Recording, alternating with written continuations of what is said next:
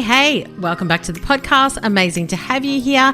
Today, I am talking with co-founder Flicker Williams all about the ups and downs of starting their business, My Big Moments. Welcome to the Brand Builders Lab podcast. I'm your host, Suze Chadwick, founder, author, speaker, and bold branding and business coach.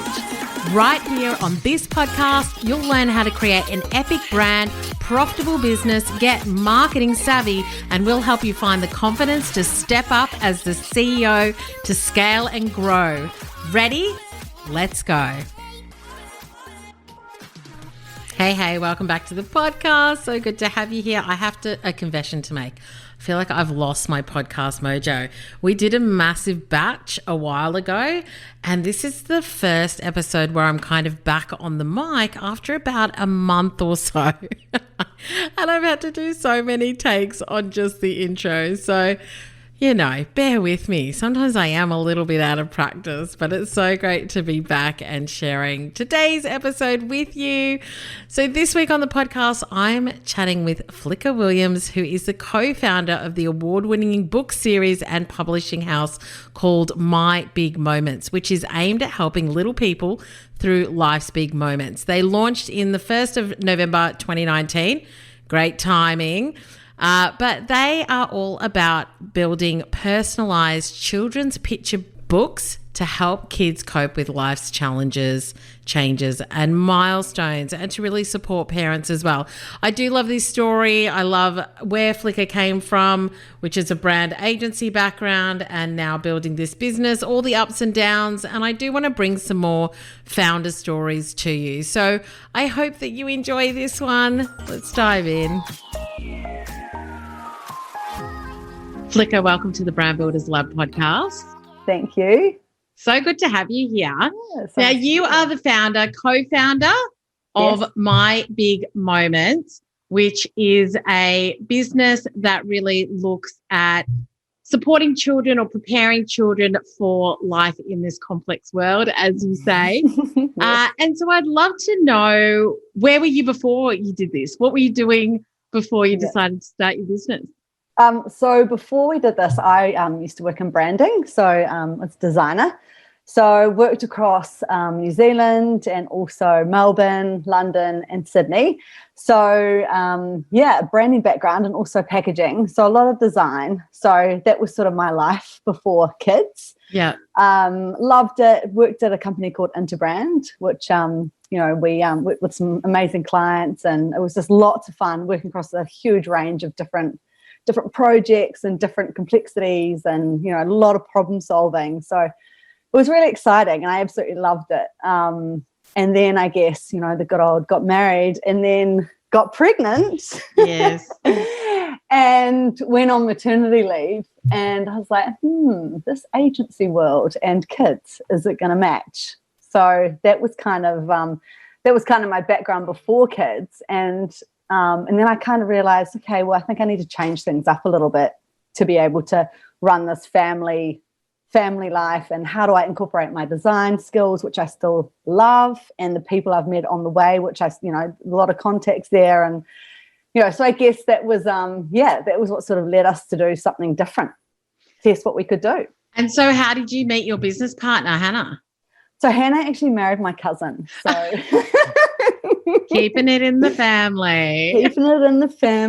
So keeping it pretty tight. So she married my cousin and was living next door on the farm next door to my parents. So very close, but I was actually over in Sydney. So your parents were in New Zealand? Parents in New Zealand and my family, and they were on the farm with my brothers, and she married my cousin on the next door farm. And so met through him, and so I was obviously and still am living in Sydney. And she came over to Sydney for a writer's course, and she just sort of gave me a call and said, I'm coming to stay. And I was like, hey, great, come on over. By then I'd had my first daughter, Gigi. So she came on over and she was doing the course, and we're like, oh, let's, sneak in a cheeky little lunch, can't we, somewhere, get my husband to look after Gigi. And we went down to, I think we're just down the beach in Bondi and having a few bottles of rosé. And I started talking to her about personalized picture books, and I'd seen a few around, and I had seen a few sort of concepts of how they were working. And I was like, oh, that's just really, really interesting. There's something in that. I'm not quite sure what it is. And so I'd always been interested in them. And then Hannah was doing the writer's course, and we were talking also about our kids and how it had been pretty full on bringing up, little people away from your mum and dad, because essentially her parents were living away as well. And not even that, it's just what a huge transition it is. It's massive. And, they don't come with a guidebook, which would be great. It didn't fall out. Yes. Didn't fall out. So we were talking about that, and then we sort of mixed our ideas. She was interested in, these sort of milestones we were talking about at the start, which became the big moments. I was interested in the personalized picture books. So the idea got merged, personalized picture books for big moments. So what was she doing before you guys started working together? She was, she sort of got a marketing background and journalism. She was writing a lot and just starting to get into sort of picture book writing. So she'd written a couple of books, and she was just getting into her writing. Before that, she had been in London working for a bit of, doing a bit of marketing and journalism. So yeah, she was sort of on a similar-ish journey, trying to figure out how to use the previous skills and move into our next stage of life with the family. It's such a massive thing, isn't it? I mean, that's how I started my business, was actually helping girlfriends who were on maternity leave figure out how to start their businesses. Yeah. Yeah. It's huge. It's such a common thing. Yes. And it's so interesting as well, because like you said, it's, it is such a huge transition. Nobody really talks about it that much. No. So nobody realizes like the shock that you go into when all of a sudden you've got this baby with no manual. And you've also just left the world of really, I guess, mentally stimulating, high pressure, high action kind of environment. And now you're at home with the baby that sleeps most of the time, wondering what the hell you're going to do now. Exactly. So rocking the cot. So interesting. So interesting. And so once you both spoke about that, how did you go from Rose Beach Conversations to actually let's do this? What was that period? What did you do? Well, I went away and I had a good think about it. And I was like, okay, well, if Hannah can write, and she's an amazing writer, and I'd worked a lot with printers through my design background, and I knew the branding side of things. I knew I couldn't illustrate the books. I'd love to, but I was going to say, look, I can't do that. So I could see a vision for the business. Like there were parts that I couldn't do, and I knew how to outsource it. Like I knew, okay, the printers, a website. I knew some good people. Illustrator. I've worked with some good illustrators, so I had a vision, and none of it looked too hard, too difficult to get my head around. So I rang Hannah. I must have been thinking about it for a couple of weeks, maybe a month, just mulling it over. And then I rang Hannah, and she picked up the phone. I was like, "Hi, it's me." She's like, "Hey, what's up?" And I was like, "So that idea?" She's like, "Yes." I was like, "We're doing it." She was like, okay, I just thought it was one of those chats. And I was like, nah, let's do it. And so was she working at the time? Well, she was a little bit like me. She had little kids as well. So she was sort of juggling around. And were you guys on maternity leave? Or had you left? I was on maternity leave. I had not technically left. I was on maternity leave. Hannah was not. Her kids were a little bit older than mine.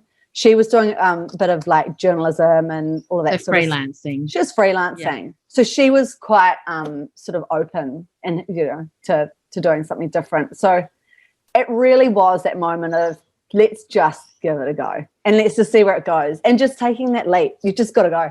Like, okay. Yeah. So interesting. And so what about the financials? What about costing it out and that sort of thing? How did you go through that process?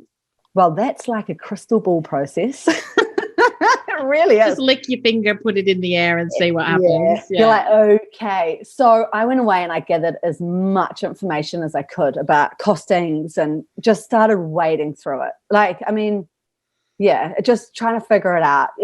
There's a lot of guesswork, but the more you can try and nut it out, the better set you are to try and put together a business plan of, okay, this is what we think it looks like.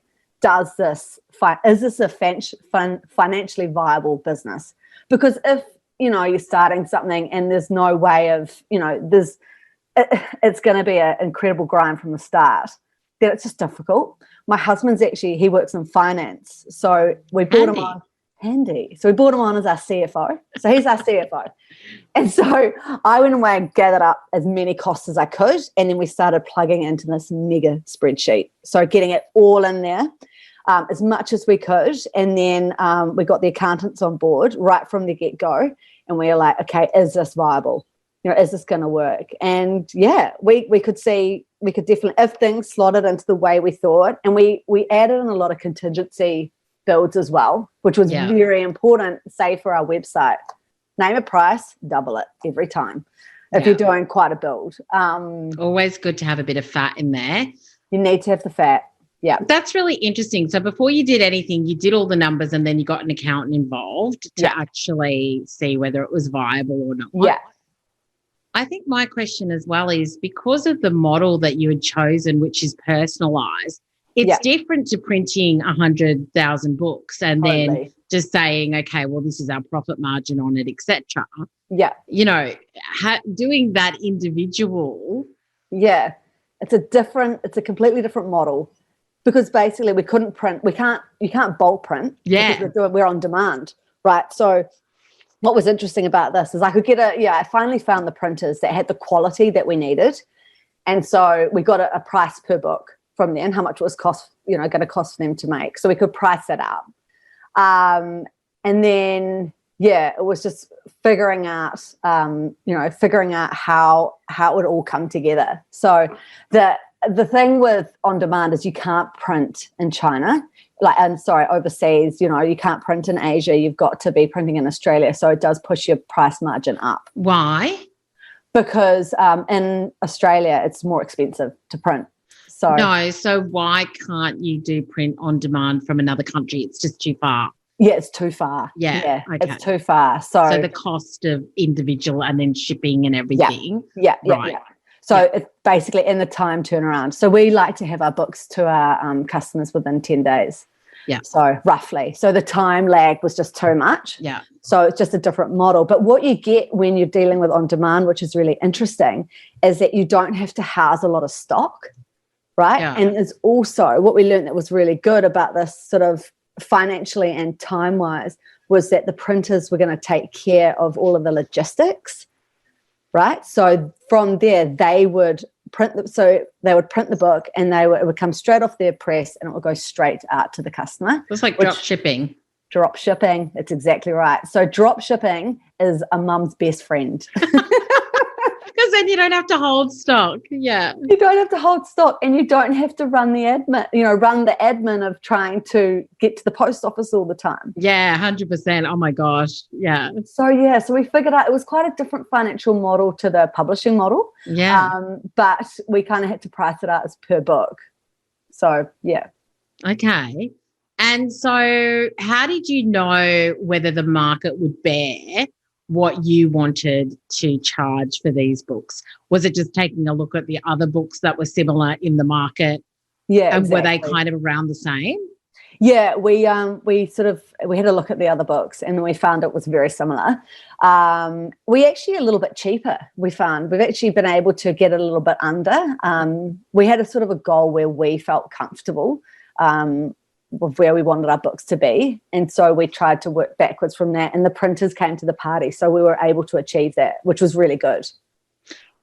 Awesome. And how did you project demand? Hey there, I'm interrupting this episode with a quick message to remind you that if you're looking to increase your digital product success, then Kajabi is a platform I highly recommend to all of my clients. It's helped me increase my revenue, centralize my content, and give my students and clients a great user experience.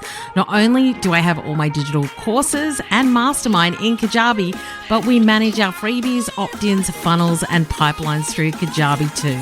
So if you're looking to get started or up-level your digital products, then make sure you check out the Kajabi 14-day free trial at susechadwick.com/Kajabi today. That's susechadwick.com/Kajabi, Kajabi today.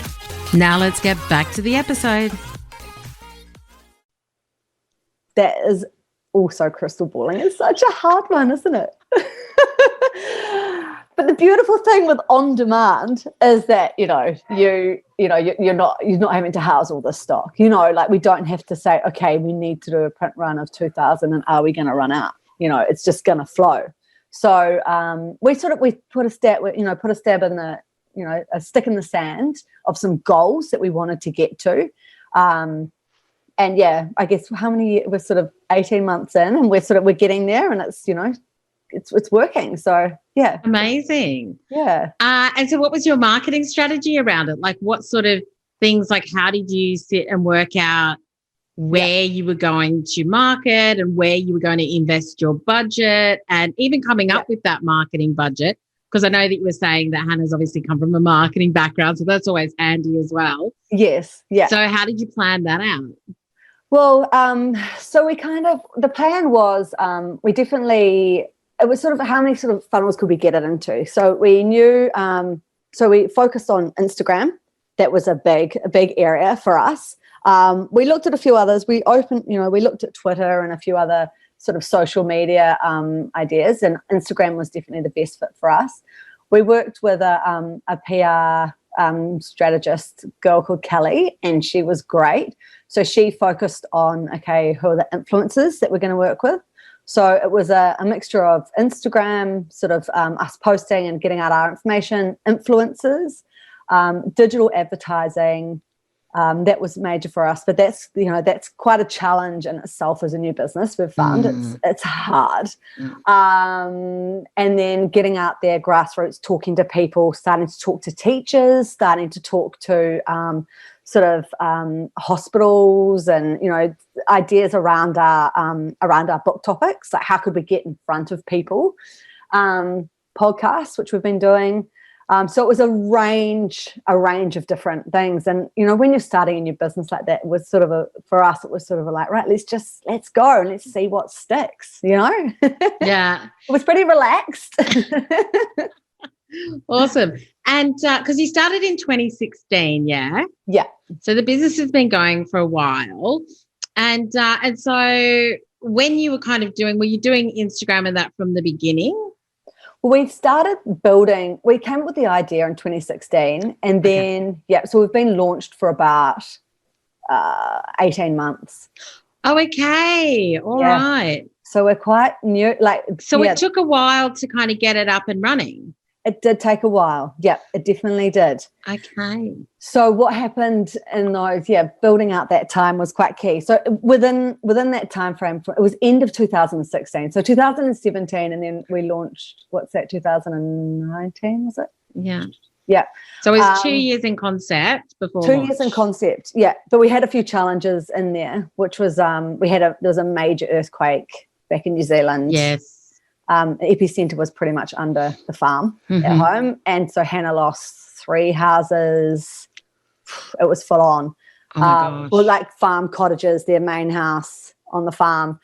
That happened actually not too far after I called Hannah and said, hey, let's do this idea. And we were like, yep, let's do it. And I think it may have been about 2 weeks later that the earthquake happened.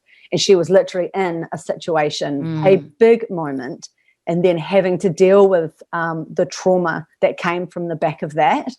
And that is when we knew that our books had a purpose, a real purpose to help parents, because she had just been through something so traumatic that, she needed the resources, and where were they? So that was really full on. And so that sort of paused her side of the project for a bit of substantial amount of time.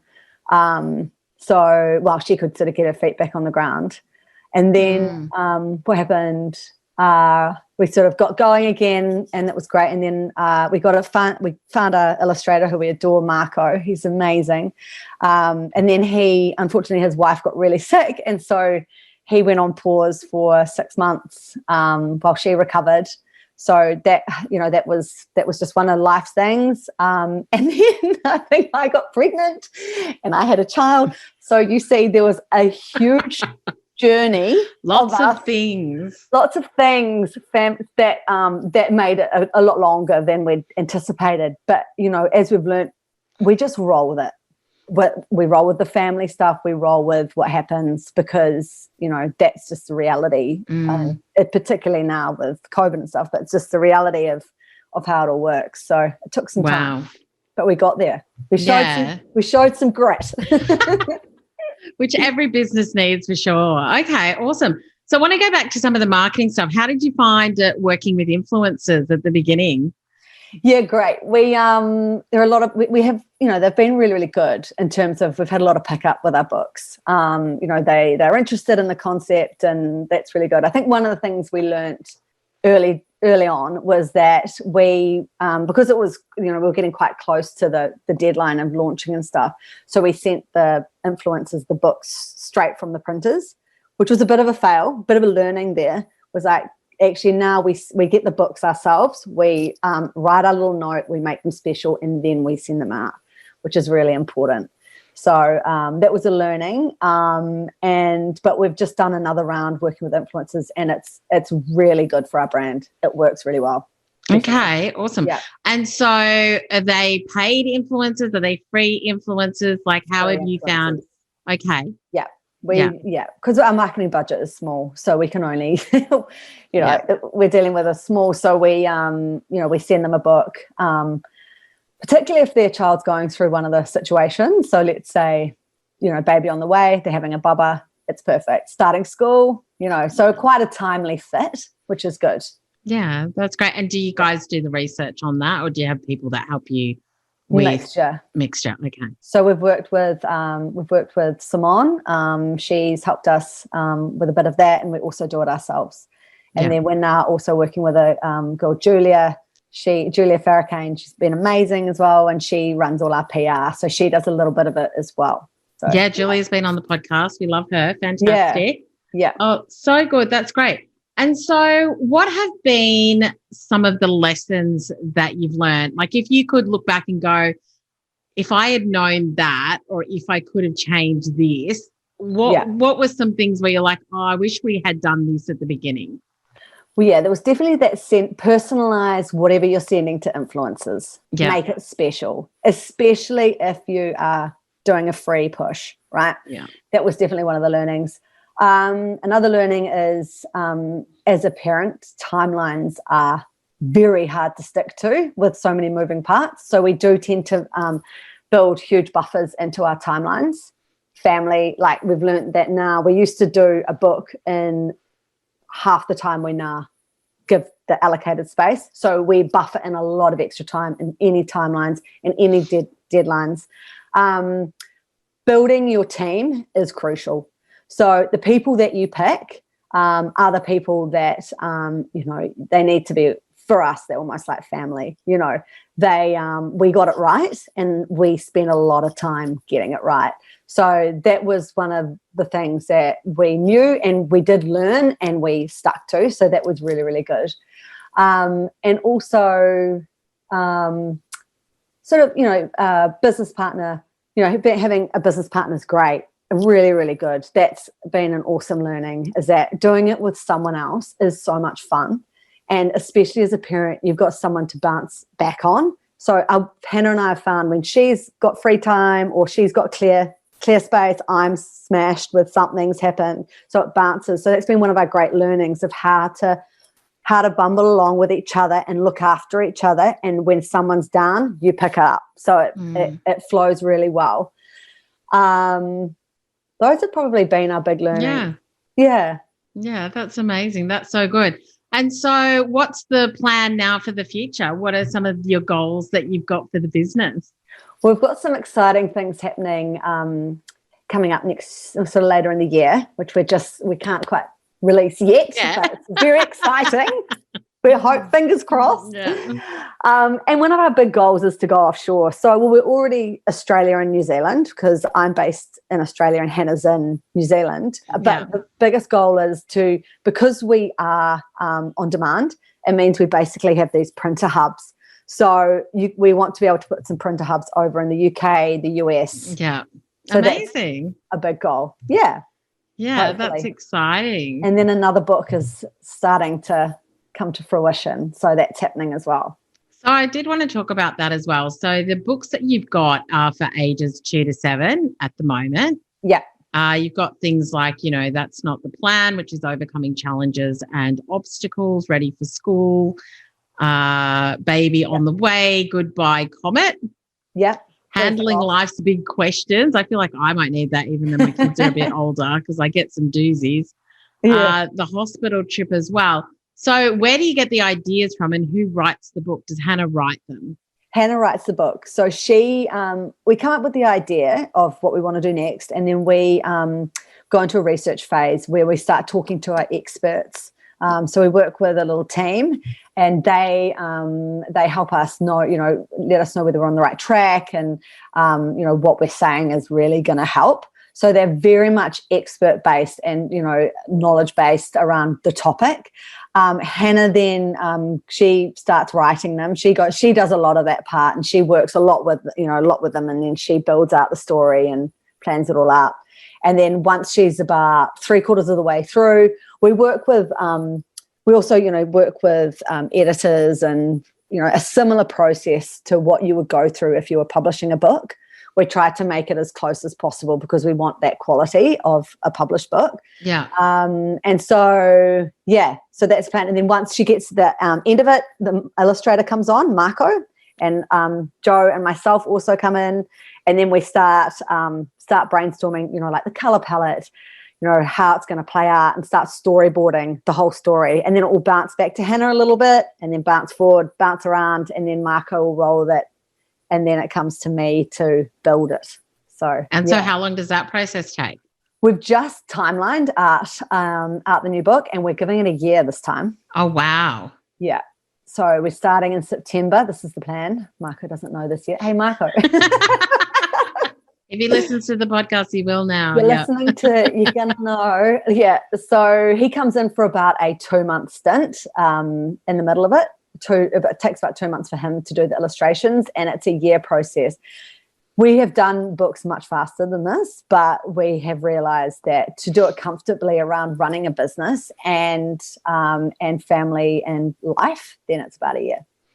Yeah, so interesting. Yeah. And why did you decide to go with personalized? Because it is, I guess it does hamper, like we mentioned earlier, the scalability, I guess. Yeah. Of how many you can sell. Did you guys talk about that?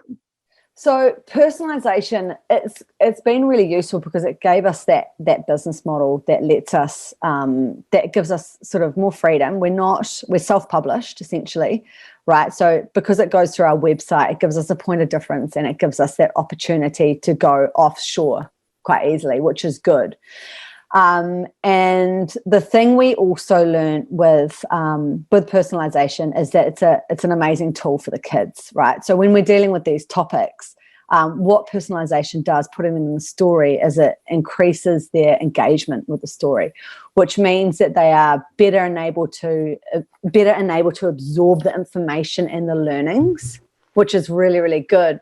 So, they are engaged with the story. They feel like they're a part of it. So they're going to take on those lessons a lot more, which was it's a great thing for that style of books. So we thought that they went really, hand in hand. It's a bit harder, like without jumping on with a publisher, you're really doing it all yourself. Mm. And we've learnt, I guess Hannah's the writer, Marco's the illustrator. I work a little bit as the publisher. It is an enormous amount of enormous amount of work. So, it kind of hinders you a little bit in terms of you can't jump into that network, but financially we thought it was a better fit for us as well. Okay. Awesome. Hope that answers that. Yeah. No, it does. I think it's interesting, like why people decide to go with the business models that they do. Yes. Because personalization, I guess, like you said, it's definitely, it's not like you can just, like a bookstore could order 100 or something like that. It's a very different model. But yeah, I mean, if that's where you saw the gap in the market. They can technically, we're actually starting to dabble a little bit into bookshops. So okay. Yeah. So, we've actually got them stocked. We're just testing it. And we've had them in Sydney and also in New Zealand. So just as a character in the book rather than the name? Yeah, you can actually do a generic. So it's just a test because we are so passionate about that personalized, but it's like, hey, well, how can we offer our service, through the bookshop so that people can still access our materials? And we can, like our printer can print off 100 quite quickly. So that's not a problem. But if we wanted to do a bulk number, then financially it's better off to go offshore. So there is flexibility in that. It's going to be interesting to see where it lands. Which is something we'll be looking at next year to see whether it is a good idea to tackle those books, that bookshop option, whereas you can still personalize them online. We don't want to lose our personalization aspect because it's really is core to our brand. Would you like leave a space for the name and then have a pen with the book where the parents could write their name in, or that's not on brand as far as the quality of how you want to deliver it goes? Probably not so much. You probably have to look at generic books, which is so it's a slight shift sideways, but it's something that's interesting. But it's worth having a look at to see if that could work. But we've got to figure out under our, how does our brand cope with non-personalized when we are incredibly passionate about personalized. So it's just that sort of figuring out our brand values and how it might fit, and also the financials. So yeah, and it's interesting, isn't it? Because it is kind of, and I mean, the business 100% obviously works as it is now. But it is that kind of the question. I was talking to some clients this morning about it. It's just about asking all the questions, and you may or may not go with things, but it's kind of like, if we wanted to scale more into bookshops, what are all the different options that we've got for personalized and not personalized? Yeah, exactly. Options, and do we want to go down that path? And what's the financial reward? And what's the, all those sorts of things. I mean, it's a classic. I mean, you really don't know these things until you try. Is it? Like even when you start, when you start a business like this, you really don't know until you try and see what the audience. I mean, you can do a lot of research into audience, and as we did with parents, but you've actually just got to get stuck in there and see where it falls, right? And hope the timing fits, because a lot of it's timing, Yeah, so interesting. And how have you gone with feedback from parents and customers on the product? Yeah, really good. Yeah, it's been great feedback. Really positive. Our website, although we're doing a lot more work on that at the moment, it's working well. One of the great fears when you build a website for an online business, it's your shop front. If you do a big build and it's not working and people, your user experience is failing, then you've got a lot more of a cost. So that's been really, really good. So, we're just sort of keeping on. Yeah, and your website's super cute as well. I really like it. So I think it definitely captures. I love all the illustrations. Obviously, Mark has done those, but it's super cute. Yeah, no, it was a lot of fun doing that. We're doing a bit more work on our. We're actually sort of doing website 2.0. We just got to keep it moving, and then also we're looking at our branding a bit, just a brand refresh as well, which we just need to clear that time to do that as well. I know, always the way. I'm in the middle of that at the moment, so totally get it. Awesome. That's so good, and I think that's really interesting. I love the fact that you did all the numbers before you launched in. I think that's a really interesting one, and I do think that those relationships, you've obviously been really fortunate with the supplier that you're working with as far as the printing and drop shipping goes as well.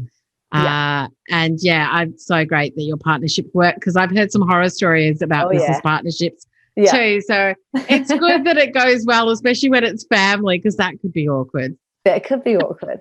And I think, it's interesting. We're all I'm in Sydney, she's in New Zealand, Joe's Tasmania, Marco's Melbourne. Doesn't matter. hasn't, like, it's great when we all get together, but it's fine to be, Zoom works. It works. Yeah. So good. Yeah, that's amazing. And is there anything that you feel like you and Hannah have done really well to keep that, I guess, the communication and the relationship and the goal, like having the same goal around like where you want the business to go or direction? Yeah, we've always had a similar direction and drive. So that's been quite easy. Like, it's always been, whenever we can get to the tools, we're on the tools. There's a big drive and passion to push this forward. And I think when we talk about, Hannah and I's relationship, I think being really considerate of each other. And, there's been a lot of stuff. This business has already been pre-launch. And so we really learned how to just take it easy on each other, just support. Everyone's trying to get to the same place and just, it'll get there. It'll happen. Yeah, we both believe so much in this business that that we just know it'll when it's right, it'll get there. So yeah. Awesome. We're all parents and it's we're getting there. Juggle. Well, that's been one of the coolest things as well with this business has been finding our audience as mums ourselves, and finding through, it's been predominantly through Instagram, all these mums out there that are going through a similar situation and, dealing with the same kind of problems or challenges that we are, and just being able to connect with them, through that has been a huge, one of our favorite achievements, and like finding our audience, because it definitely was a very organic finding. We sort of didn't know what we were doing really when we got on Instagram. We're like, hi, here we are, we've launched. And it really has been through trial and error. I mean, you must find that with Instagram and finding it's just trial and error. We just hammered down and just listen to our audience, listen to what other people were doing, and finding our little niche. Yeah. Finding our people has been such a cool achievement. We've loved that. Yeah, I think the connection is awesome. And I also think that if you can create content that you really love and that your audience love and you enjoy it, I think it just makes it like a much easier platform to use as well. Like, I mean, I would say I've built my business on Instagram really. And it's been amazing. But yeah, you go through ebbs and flows with it, but it's such a powerful thing, and it's free. It's free. It's amazing. It is free. How crazy is that? Like, we have launched, we're launched through Instagram as well, and it's just been such an amazing tool. That's so good. It's been great because as we go through, I mean, I've got a 6-month-old, a 3-year-old, and a 5-year-old, and Hannah's got a 6 and a 8-year-old. And so we're like, our journey is pretty much, you see our parenting journey through the Instagram, I posted the other day about my son and how busy he's been and what the hell's going on and how do I parent him. And it's literally like, it's our parenting journey. And it was even quite therapeutic to actually write it and get it out. So you're seeing it's our journey through with our business, which is quite cool. So we can really tie it all together. Yeah. Which is great. Yeah, so good. So interesting. Love hearing about that. And so where can my listeners find out more about you, Flicker? I know we're going to have all of your links in the show notes, but for those, like I say, who are in the car or walking the dog, where's the best place to find you? All the books are housed at mybigmoments.com. So you jump on there and you personalize your own book. And then we're also on Instagram at My Big Moments. So jump on there, and also on Facebook at My Big Moments. So jump on there and you'll find us. So good. Well, congrats on the business. It sounds like it's going well. And I love the fact that you're doing things differently too. So really appreciate you coming on and sharing your story. No problem. Thank you so much for having me. I love bringing these stories to you. You know why? Because I think a lot of you, my audience, are mums or you're women who are following your gut, who are following kind of your ideas, your creativity, the things that you want to do. And you don't always have it worked out. You don't always have it sorted, but you're just following the breadcrumbs, as I like to talk about, and finding the thing that really works for you, but not just building a business, but working out how it works with your life. How does it come together so that you can have the life you want, the relationships you want, the family that you want. And so I do love sharing these business stories because I have to say, I started listening to, which I've shared before, How I Built This podcast. And I think that it gave me a bit of a reality check on what it takes to build a business, all the different ways that you can do it, that there is no one way, there is no right way. You have to do what works for you. And I think that it's only when we hear these real stories in business about, you know, how long it takes and what worked and what didn't, and, you know, how it looks now and even working it out from this point on, I think that it just makes us all feel like we're in the right place. Like, you are doing what is right for you in this moment, and that's the best thing that you can do. So really happy that Flicker was able to come onto the podcast. I hope that you enjoyed this episode. That's it for another week. It has been amazing to have you here as always. And remember to follow me on all socials at Suze Chadwick. But thanks so much for listening. If you enjoyed this episode, then I would love you to leave a review so that others can find the podcast and come and hang out with us every week. The music to this podcast was created by Ixon on SoundCloud. Until next time, have an awesome week and make sure you keep playing big and branding bold.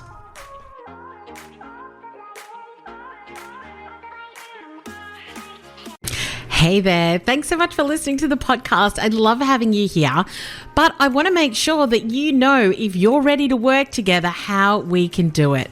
There are 2 stages we can work together at. Stage 1, if you're ready to build a profitable business, pay yourself more, have an amazing community around you, and build a bold and magnetic brand, then now is the time to join Brand Builders Academy and start creating the big shifts you need to build a successful business. I've watched my clients triple their profit, increase their pricing and book themselves out, gain massive confidence to go after big opportunities, and so much more. So head to suzechadwick.com/BBA and come and join us today.